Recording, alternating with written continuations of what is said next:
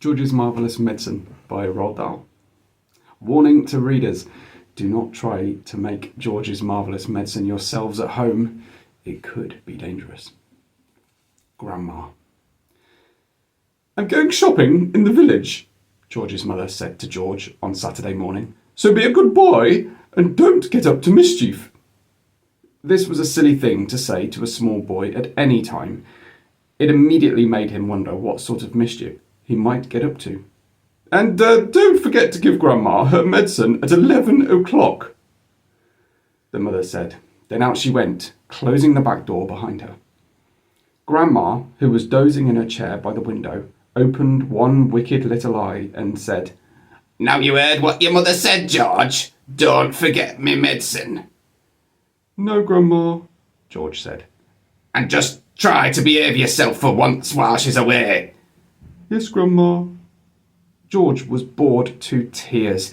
He didn't have a brother or a sister. His father was a farmer, and the farm they lived on was miles away from anywhere, so there were never any children to play with. He was tired of staring at pigs and hens and cows and sheep. He was especially tired of having to live in the same house as that grisly old grunion of a grandma. Looking after her all by himself was hardly the most exciting way to spend a Saturday morning.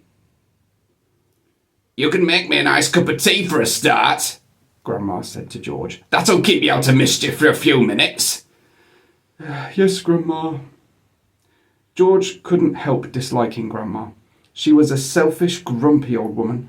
She had pale brown teeth and a small, puckered-up mouth like a dog's bottom.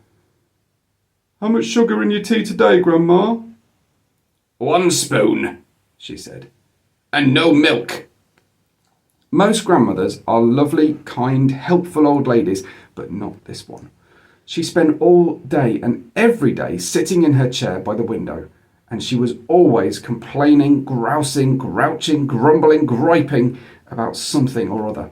Never once, even on her best days, had she smiled at George and said, Well, how are you this morning, George? Or, why don't you and I have a game of snakes and ladders? Or, how was school today? She didn't seem to care about other people, only about herself. She was a miserable old grouch.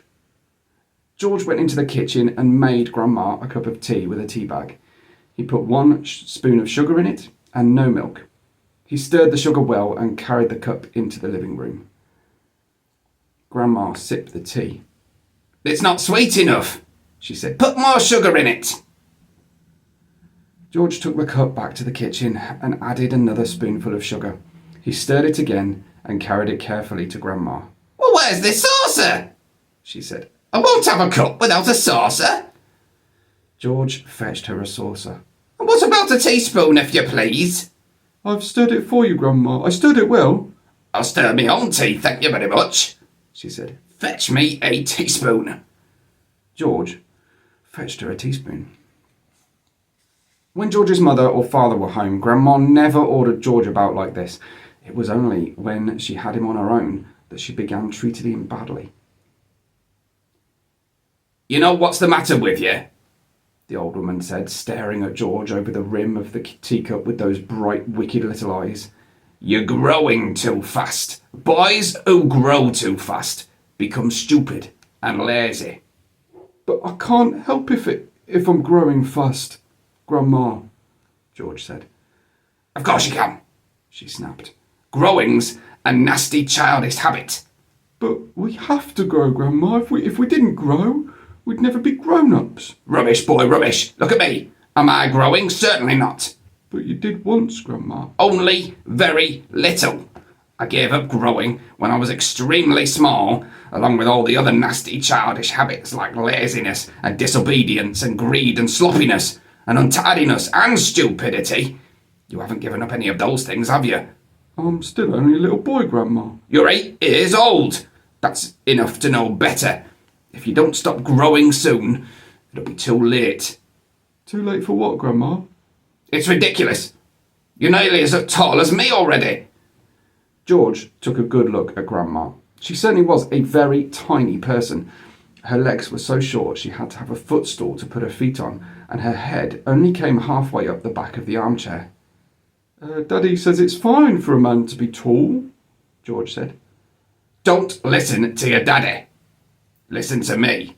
But how do I stop myself growing? Eat less chocolate. Does chocolate make you grow? It makes you grow the wrong way, up instead of down. Grandma sipped some tea, but never took her eyes from the little boy who stood before her. Never grow up, she said. Always down. Yes, Grandma. And stop eating chocolate. Eat cabbage instead. Cabbage? Oh no, I don't like cabbage, George said. It's not what you like or what you don't like. It's what's good for you that counts. From now on, you must eat cabbage 3 times a day. Mountains of cabbage. And if it's got caterpillars in it, so much the better. Oh, George said. Caterpillars give you brains. Mummy washes them down the sink. Mummy is as stupid as you are. Cabbage doesn't taste of anything without a few boiled caterpillars in it. Slugs too. Not slugs. I couldn't eat slugs. Whenever I see a live slug on a piece of lettuce, I gobble it up quick before it crawls away. Delicious. She squeezed her lips together so tight that her mouth became a tiny wrinkled hole. Delicious.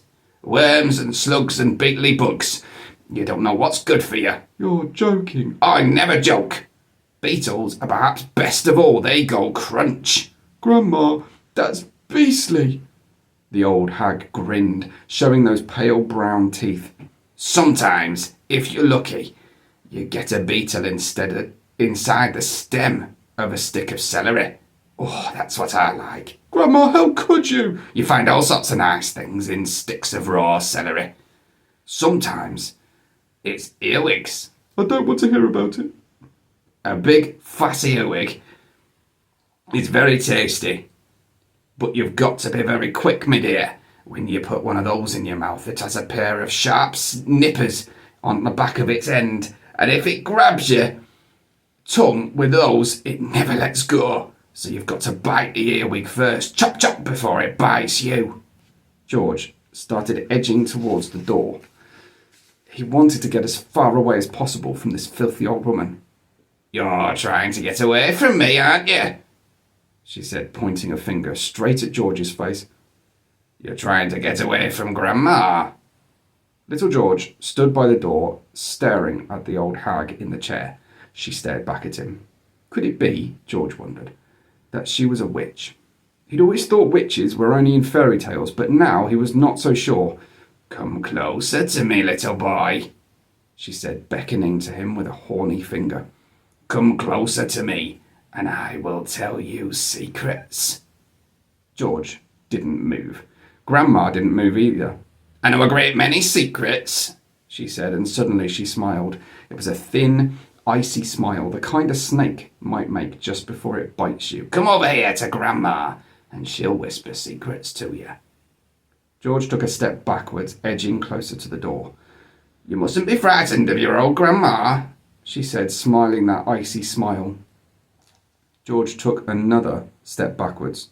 Some of us, she said, all at once. She was leaning forward in her chair and whispering in a throaty sort of voice George had never heard her use before. Some of us have magic powers that can twist the creatures of this earth into wondrous shapes. A tingle of electricity flashed down the length of George's spine. He began to feel frightened. Some of us, the old woman went on, have fire on our tongues and sparks in our bellies and wizardry in the tips of our fingers. Some of us know secrets that would make your hair stand straight up on end and your eyes pop out of their sockets. George wanted to run away, but his feet seemed stuck to the floor. We know how to make your nails drop off and teeth grow out of your fingers instead. George began to tremble. It was her face that frightened him most of all. The frosty smile, the brilliant, unblinking eyes. We know how to have you wake up in the morning with a long tail coming out from behind you. Grandma, stop! We know secrets, my dear, about dark places where dark things live and squirm and slither all over each other. George made a dive for the door. It doesn't matter how far you run. he heard her saying. "You won't ever get away!" George ran into the kitchen, slamming the door behind him.